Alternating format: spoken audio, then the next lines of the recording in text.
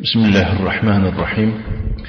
الحمد لله رب العالمين والعاقبة للمتقين، والصلاة والسلام على أشرف الأنبياء والمرسلين وخير خلق الله أجمعين، محمد وعلى آله وأصحابه أجمعين. أما بعد، فنتابع درسنا من كتاب شرح الأصول الثلاثة لشيخ الإسلام محمد بن عبد الوهاب بن سليمان بن علي رحمه الله تعالى، والشرح لفضيلة الشيخ العلامة عبد العزيز بن عبد الله الراجحي حفظه الله تعالى. وقفنا عند قول المؤلف: والناس إذا ماتوا يبعثون. والدليل قوله تعالى: منها خلقناكم وفيها نعيدكم ومنها نخرجكم تارة أخرى. وقوله تعالى: والله أنبتكم من الأرض نباتا ثم يعيدكم فيها ويخرجكم إخراجا. مردم الشيخ می‌فرماید و مردم چون بمیرند ایشان را زنده خواهد کرده شد، یعنی و یرا الله سبحانه و تعالی با الله زندهشون میکند. دلیل قول الله تعالی است نسبتی، یعنی که زنده شدن بعد مردن. از همون زمین ما شما را آفریدیم و در همون زمین شما را برمیگردانیم و از همون زمین شما را بار دیگر میبراریم. نخرجکم یعنی میبراریم، زنده میگردانیم. و قول الله تعالی میفرماید: والله انبتکم من الارض نباتا. الله شما را از زمین رویانیدنه، یعنی آفرید. ثم یعیدکم فیها، و شما را در همون زمین برمیگرداند. و یخرجکم اخراجا، با از همونجا یعنی که زنده بیرون میکنند. و بعد البعث محاسبون و مجزیون باعمالهم، و بعد از زنده شدن بعدی مردن ایشان را حساب و کتاب کرده می شود و طبق اعمالشان جزا و پاداش داده می شود. و دلیل قوله تعالی: ولله ما فی السماوات و ما فی الارض لیجزی الذین اساءوا بما عملوا و یجزی الذین احسنوا بالحسنى. الله تعالی می فرماید که ولله ما فی السماوات و ما فی الارض، یعنی از آن الله است آنچه که در آسمان هاست و آنچه که در زمین است، تا پاداش بدهد کسانی را که بدی کردن، یعنی که اساءوا بدی کردن، بما عملوا طبقی یعنی که همون عملی کردگی شد. و یجزی الذین احسنوا، و پاداش بدهد کسانی را که احسان کردن، نکویی کردن، بالحسنى. حسنا به معنای جنت است، یعنی در مقابل حسناتشون الله سبحانه و تعالی به ایشان چی جنت را عطا می بخشد. و من کذب بالبعث کفر، کسی نسبت زنده شده بعد مردن ناباوری کند کافر می شود.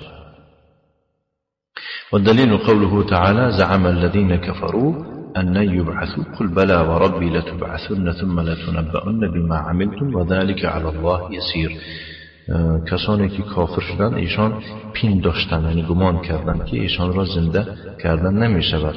بگو بله، قسم به پروردگارم البته شما را زنده کرده می شود و بعد از آن به شما خبر داده می شود اون اعمالی را که در دنیا انجام دادید. و ذلك علی الله یسیر، این به الله خیلی همچه آسان است.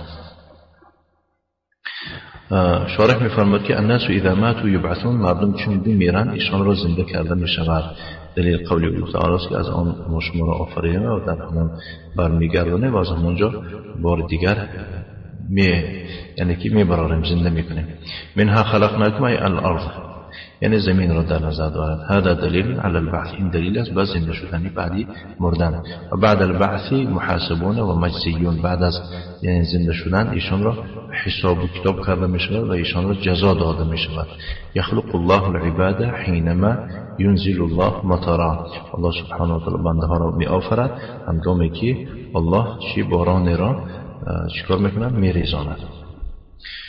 تنبت به اجساد الناس، و طفیل همون باران بتون جسدهای مردم چی رویدن میگرد. تنبت یعنی که جسدها میروید، خیلی که گیاه میروید. فاذا هذبوا و نقوا امر الله بنفخ الصور فعادت الارواح الى اجسادها. و هنگامی که یعنی که هذبوا هم یعنی که چی تربیت کرده می شود، یعنی که موجود جسد رویده تربیت کرده می شود، نقو تازه کرده می شود، نقو تازه کرده می شود. الله امر می فرماید به دمیدن چی سور، بس یعنی که الله تعالی امر می فرماید که در سور چیکار کنند؟ دمد.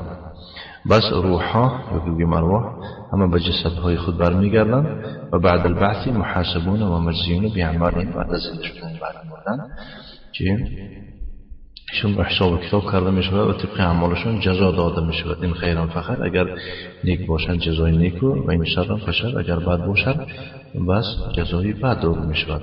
کما فی قوله تعالی، چنانکه که در قول الله تعالی آمده است که فمن یعمل مثقال ذره خیرا یره، کسی یک عملی به وزن یک ذره مثقال به یک وزن مثقال چیکار کنند خوبی را انجام داده باشد، یره جزاش می بیند.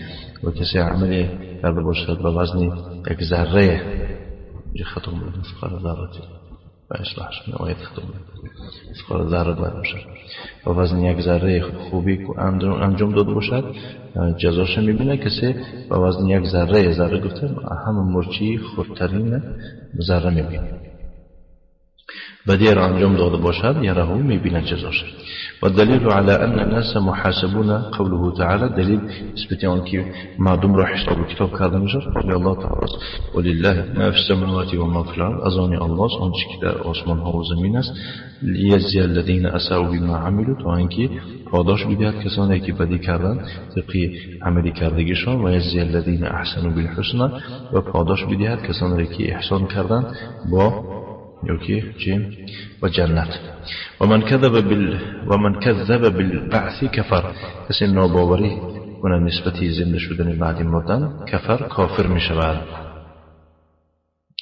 چی می شود؟ کافر می شود. دلیل قول الله تعالی زعم الذین کفروا، یعنی کافرها گمان کردند، پین داشتند که ایشان را هرگز زنده کردن نمی شود. ان یبعثوا قل بلا و ربی لتبعثن، بگو بله قسم به پروردگارم شما را زنده کرده می شود، ثم لتنبؤن بما عملتم، بعد از آن به شما خبر می دهند اون اعمالی را که در دنیا انجام دادید. و ذلک علی الله یسیر، این به الله خیلی همچی آسان است. و مثله قوله تعالی، مانند این و دیگر جان قول الله تعالی است که می فرماید و قال الذین کفروا لا تأتینا الساعه، کافرها گفتند که قیامت به ما نمی آید، یعنی قیامت نیست. قل بلا و ربی لتأتینکم عالم الغیب، بگو قسم به پروردگارم که داننده غیب هاست البته می آید شما. جمله اعتراض شده، قسم به پروردگارم که وی داننده غیب هاست، لتأتینکم البته می بیاد شما. لا یعزب عنه مثقال ذره فی السماوات ولا فی الارض، غیب نمی زند یا که غیب نمی زند از الله به وزن ذره در آسمان باشد و یا که در زمین باشد. ولا اصغر من ذلك، یعنی از ذره هم خردتر هم باشد که از الله غیب نمی‌زند. ولا اکبر، کلان هم باشد. الا فی کتاب مبین، مگر چی خواه کلان باشد و خواه خرد باشد، یعنی البته او در کتاب مبین هست، در لوح المحفوظ کتابت کرده شده است. یعنی یگان چیزی نیست که از علمی که الله سبحانه و تعالی کتابت کرده است و قضا و قدر نوشته از وی بیرون باشد، هیچ چیز نیست.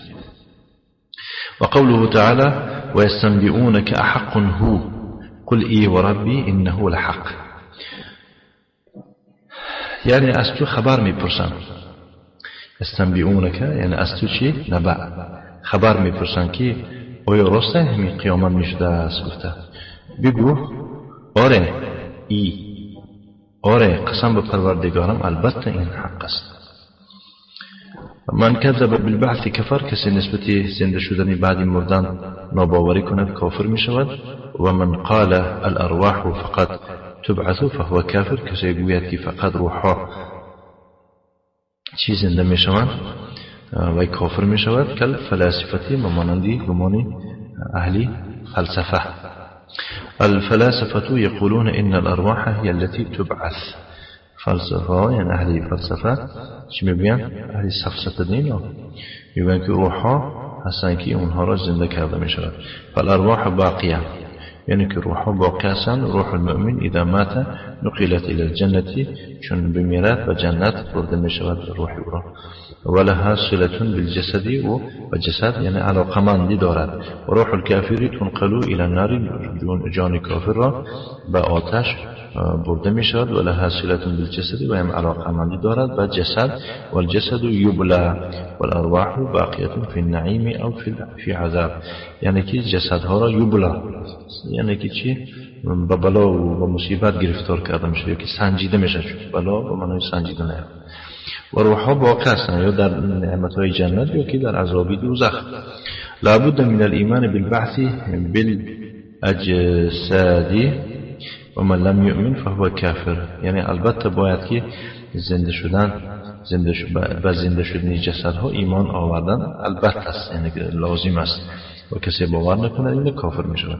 و ارسل الله جمیع الرسل مبشرین و منذرین، و ارسل الله جمیع الرسل مبشرین و منذرین. الله همه پیغمبران یعنی رسولان را همچنین بشارت دهنده خبری خوش دهنده مژده دهنده فرستانید، و همچنین ایشان را چه بیم کناننده فرستانید که ترساننده عاصیان. و دلیل قوله تعالی، دلیل قول الله تعالی است که رسول مبشرین و منذرین لئلا یکون للناس علی الله حجة بعد الرسول. رسولها را فرستانیدیم همچون بشارت دهنده و بیم کننده تا به فایده مردم به مقابل الله حجت نباشد بعد از فرستانیدن رسولها، که نگون که پروردگار ما ندیدیم نشنیدیم. و اولهم نوح علیه السلام و آخرهم محمد صلی الله علیه و علی آله و سلم و هو خاتم الانبیاء.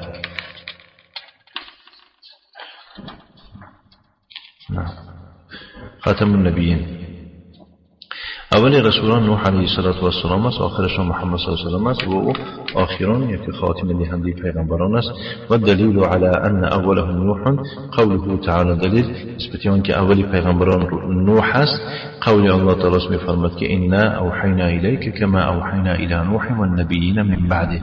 هر آن ما به تو وحی فرستانیدیم چنانه که به نوح فرستانیدیم و به پیغمبرانی که بعد او آمدند.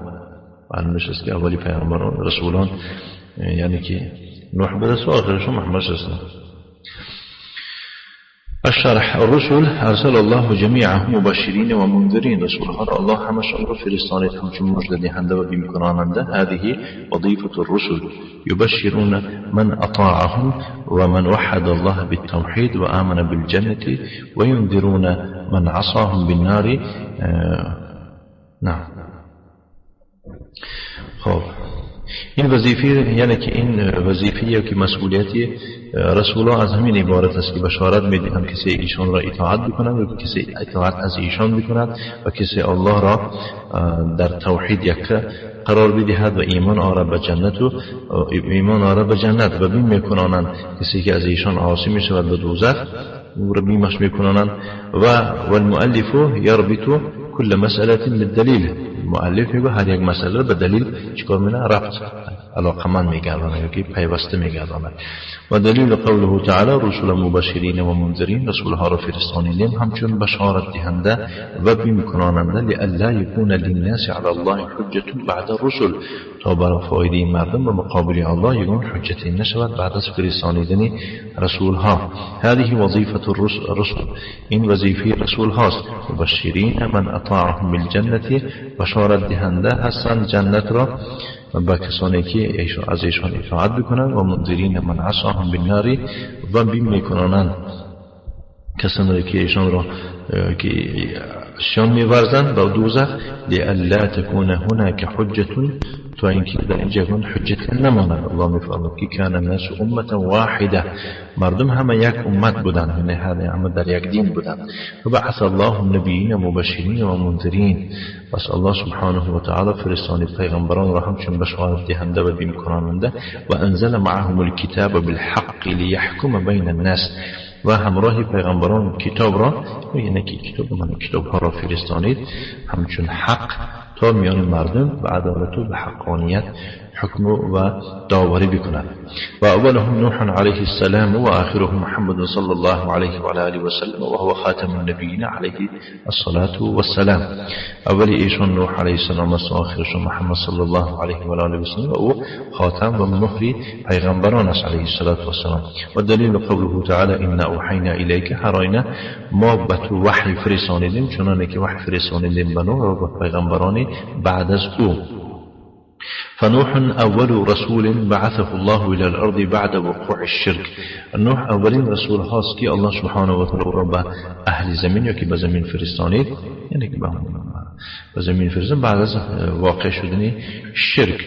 و ارسله الله إلى بنیه و غیرهم، الله سبحانه وتعالى او را به سوی فرزندان خودش و به سوی غیر پیغمبرانش رسول کرده فرستانید. لكن سبقه نبی، لیکن سبقه نبی، ولی از او پیش پیغمبری گذشت. این رسول باشد از او پیش پیغمبر گذشته است. سبقه آدم نبیا و ذریته. خب از او پیش یعنی که آدم گفته که پیغمبر گذشت. خب و ذریته و ذریت او و شیث و ادریس، همین ذریت فرزندان او. لكن الشرك لم يقع في زمانهم، در زمان اینها اینو که اول پیش بودن الشرك واقع نشد. زمان آدم وقع فيه المعصية، در زمان آدم فقط معصیت واقع شده. قابل قتل اخاه هابیل، یعنی که قابل برادرش هابیل کشت. قال ابن عباس في قوله تعالى، الله شيء عبدالله بن عباس در قول الله تعالی چنین فرمود و ما كان الناس الا امه واحده فاختلفوا، مردم همه یک امت بودن و بس اختلاف ورزیدن، اختلاف کردن. قال كان بين آدم و نوح 10 قرون، بین آدم و نوح 10 عصر بود. كلهم على التوحید، همه در اساس توحید بودن. ثم فش الشرك في قوم نوح، بعد از آن اوج گرفت در زمانی شرک اوج گرفت فاش شد در قوم نوح و مات قوم صالحون. و قومای مردمی نیک آدمای خوب وفات کردن فی زمان نوح، در زمان نوح، مانند ود و سواع و یغوث و یعوق و نصر فی زمان متقارب، در زمان نزدیک. فحزنوا علیهم، همه به حال آدمای خوب غمگین شدن، آدمای صالح مردن، گفته افسوس بردن. و صورهم یتذکروا عبادتهم، تا که بیاد آرن عبادتی همونها را، یعنی که صورتاشون را صورت کشیدن برای یادآوری که همینا رو بینیم که همینا کسانی بودن که شخصانی عابد بودن و نمیخیر. لیکون تشویقا لهم، یعنی که تا که همین صورت برای ویها همشون شوق آور شود که اینا رو دیده وانم در طاعت عبادت خیلی پیشواها داشتیم گفته شوق من شود. ثم جاء احفادهم فعبدوهم، بعد از آن نبیره های اونها اومدن در نتیجه ویها را چیکار کردن؟ عبادت، یعنی خودشان عبادت نکرده باشن هم که لیکن اون وسیله شرک تیار کردن، بعد این مردنشان دیگرها اومده ویها را شرک گرفتن. برای همین کلی کاری که وسیله به شرک او را ترک کردن میکنن. زین لهم ابلیس قال ان اباکم یستسقون بهم. شیطان در نتیجه آمده برای اون نبیره ها چیکار کرد؟ برای اون ذریت، یعنی که زینت دادن گرفت. گفت که بدرسه پدران شما به طفیل اینها باران میخواستن، یعنی به حق اینها برای ما باران تیپ گفتن، الله باران رو میداد. نصیحت سرکره پروپاگاندا. فعبدوهم، ایشان ویها را عبادت کردن. فارسل الله نوح بعد حدوث الشرك، الله سبحانه و تعالی نوح را فرستاد بعد از روی دادن شرک. ثم ان آدم نبی ایضا لكن الى بنیه، و از آن گفتمان که آدم پیغمبر است نیز، لکن ولی او با پیغمبر پسران خود، ما معهم غیرهم، یعنی همراهشون غیرشون نبود، ما معهم غیرهم. و اما نوح فهو نبی الى بنیه و الى غیر بنیه، اما نوح باشد دیگه پسران خود و با غیر فرزندان خود پیغمبر بود. و هو اول رسول بعثه الله بعد وقوع الشرك، و اولین رسول است که الله سبحانه و تعالی او را بعد از واقع شدن شرک فرستانید. و كل امه بعث الله الیها رسولا من نوح الى محمد صلی الله علیه و آله و سلم یأمرهم بعبادة الله وحده وينهاهم عن عبادة الطاغوت. هر یک امت را که بسویش رسول را فرستانید الله سبحانه و تعالی از نوح سر کرده تا محمد صلی الله علیه و سلم، وظیفه اونها از این عبارت بود که امت را امر می‌فرمودند به عبادت الله یکتا و ایشان را منع می‌کردند از عبادت طاغوت. و دلیل قوله تعالی لقد بعثنا فی کل امة رسولا ان اعبدوا الله واجتنبوا الطاغوت. الله می‌فرماید که ولقد بعثنا، قسم یاد ما فرستانیدیم به هر امت رسول را. مقصد از فرستانیدن رسول از آن عبارت بود که الله را عبادت بکنید و از طاغوت اجتناب ورزید، کنار شوید. وافترض الله على جميع العباد الكفر بالطاغوت والإيمان بالله. الله فرض گردانید بر جمیع بندگان نسبت طاغوت کفر ورزیدن را و به الله ایمان آوردن را. شارح می‌فرماید که كل أمة بعث الله إليهم رسولا من نوح إلى محمد عليه الصلاة والسلام يأمرهم بعبادة الله وحده. هر یک امت را الله سبحانه و تعالی به سویشان رسول فرستانید از نوح سر کرده تا محمد علیه السلام. ایشان را امر می‌فرمودند به عبادت الله یکتا و ینهاهم عن عبادت الطاغوت و منعشان می‌کردند از عبادت طاغوت و از شرک و عن عبادت غیر الله و از عبادت غیر الله. اینا بعضی کلمه های تفسیری هستند. و طاغوت كل ما عبد غیر الله. طاغوت چیست؟ هر آن چیزی که غیر از الله و غیر عبادتش میکنه او طاغوت است. الا من لم يرضى بالعبادت كالانبیاء، مگر همون کسی که او را عبادتش میکنه خودش راضی نیست. مانند پیغمبرانی که همچون ویرا خدا قرار دادن، مانند عیسی، ولا یسمى طاغوتا، عیسی را یعنی که طاغوت نامیده نمیشود. و دلیل قوله تعالی ولقد بعثنا فی کل امة رسولا ان اعبدوا الله واجتنبوا الطاغوت. هر آیین ما فرستانیدیم به هر امت رسول. مقصد از فرستانیدن از چی عبارت بود؟ الله را عبادت کنید و از طاغوت کنار شوید. وافترض الله على جميع العباد الكفر بالطاغوت والإيمان بالله. الله فرض گردانید به جمیع بندگان کفر ورزیدن را نسبت طاغوت و ایمان آوردن را به الله. والکفر بالطاغوت یعنی که به طاغوت کفر ورزیدن ای البراءة من کل معبود سوى الله، بیزار شدن از تمامی آن چیزی که وی عبادتش میکنه غیر از الله و ترک همان را کردن را چی میگن؟ اینه کفر به طاغوت میگن. و معاداتها و بغضها، این عداوت نسبت او و بد دیدن او و بد دیدن اهل این طاغوت. كما في قوله تعالى فمن يكفر بالطاغوت ويؤمن بالله فقد استمسك بالعروة الوثقى لا انفصام لها. کسی که به طاغوت کفر ورزد و ایمانی به الله آرد، انا من کس به یک دستاویزی یا که بگیم به یک بگیم چی ریسمانی مستحکم چنگ زده است. دستگیرک میگم، عروه گفتن دست خفکه کن. نعم دستگیرکی مستحکمه که ندوش نه اپورا میبونن، یعنی که پایگاهی با اعتماد، پایگاهی با اعتماد چنگ زده است. كلمة التوحيد فيها كفر بالطاغوت لا إله، هذا كفر بالطاغوت إلا كلمة توحيد قلت سدس كده كلمة توحيد كفر بالطاغوت وقت ما مجمت لا إله إن كفر بالطاغوت إلا الله، هذا الإيمان بالله، إيمان بالله خلاص. والكفر بالطاغوت هو البراءة من كل معبود سوى الله. كفر بالطاغوت يعني این بیزار شدن است از تمام معبود یا که از هر معبودی که غیر از الله است.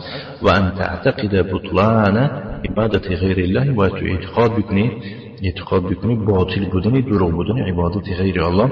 و تترکها، اونایی را ترک بکنی، و تنکرها و انکار و منکر بشوی. و تکفر اهلها، و اهل اون کافر قرار بدهی. و تبغضهم و تعادیهم، و اینها را بد ببینی و نسبت اونها عداوت داشته باشی. هذا فرض على كل مسلم، این به هر فرد مسلمان چی است؟ فرض است. قال ابن القيم رحمه الله تعالى معنى الطاغوت ما تجاوز به العبد حده من معبود او متبوع او مطاع. ابن قیم رحمه الله چنین معنی داد کرد، گفت که طاغوت از آن عبارت است که وقتی که بنده از حد بندگی خود میگذرد، حدود بندگیش میگذرد. مثلا خوابه در چی؟ در کسی که عبادتش میکند، یا که در کسی که پیروی از او میکند، یا که اطاعتش میکند. اطاعت می حد حدود دارد. پیروی هم یه حد و حدود داره، عبادت هم یه حد و حدود داره. از اون حدودش برمد بنده چی میشه؟ به طاغوت میشه.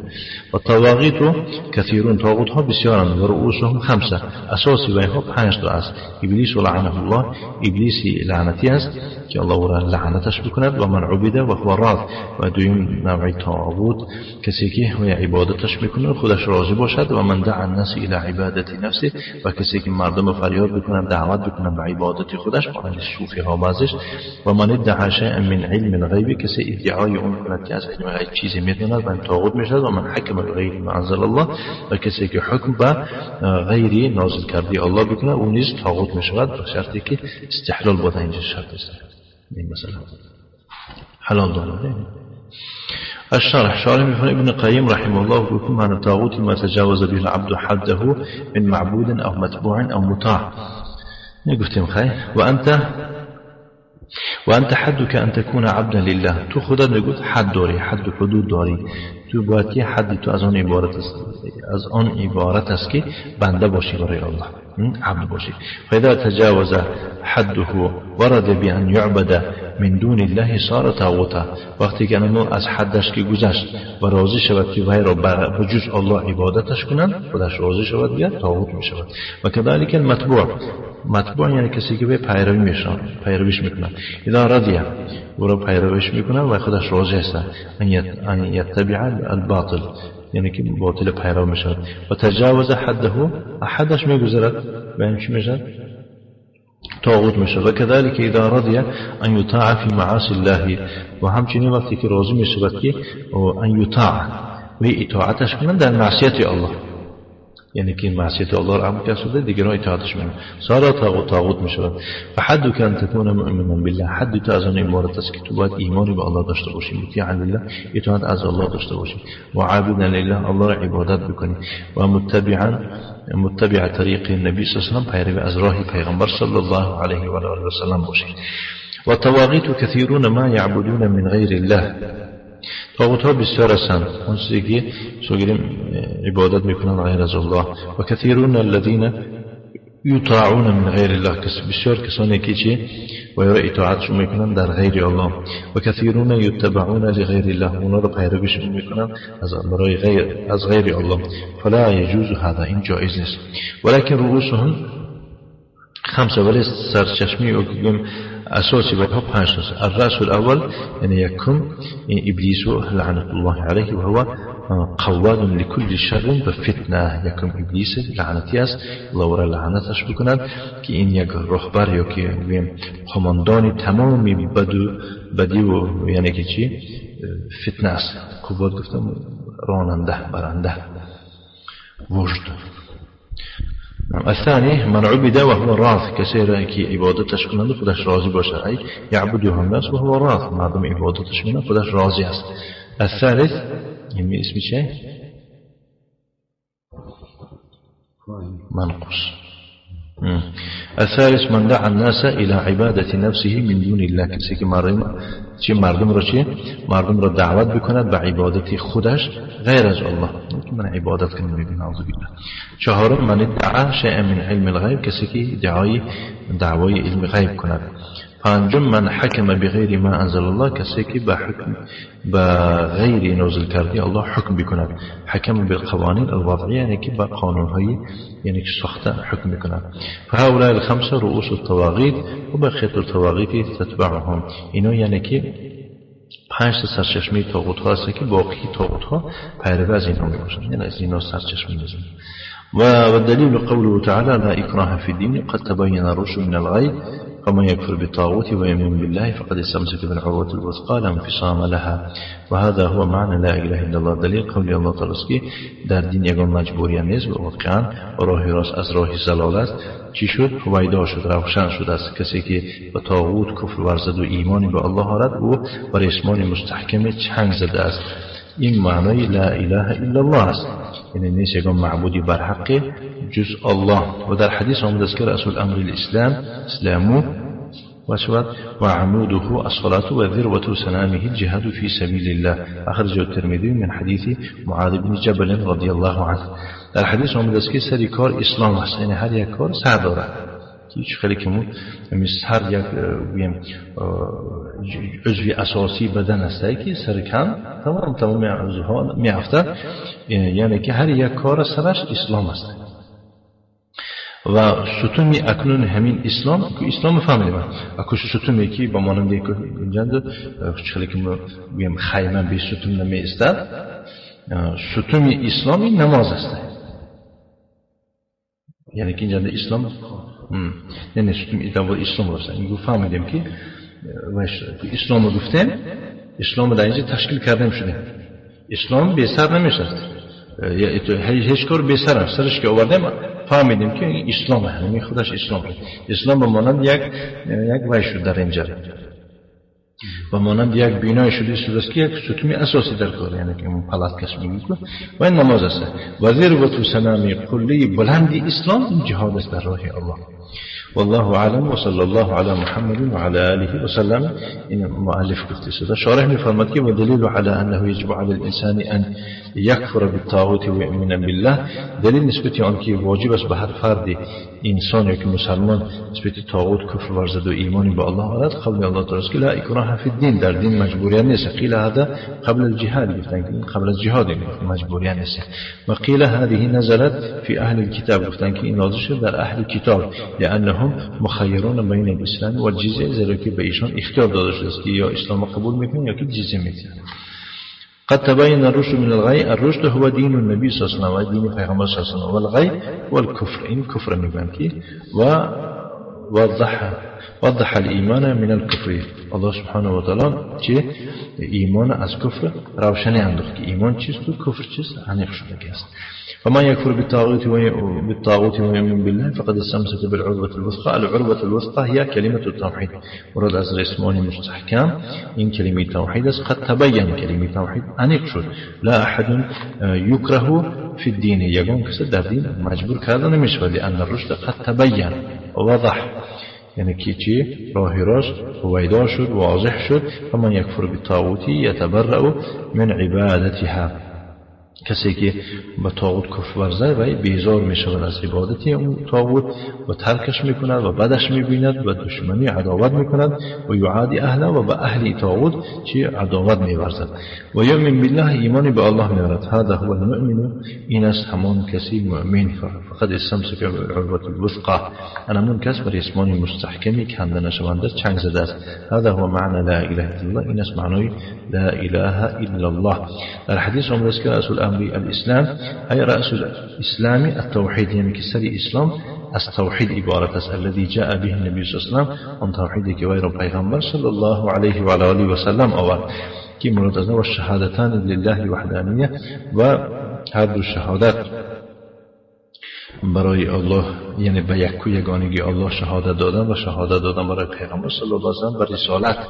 و عموده الصلاة و الرکن الاعظم، که مثال گیریم ستون او این چه نماز است که این مراد از این یک رکن بزرگ است بعد از رکن توحید.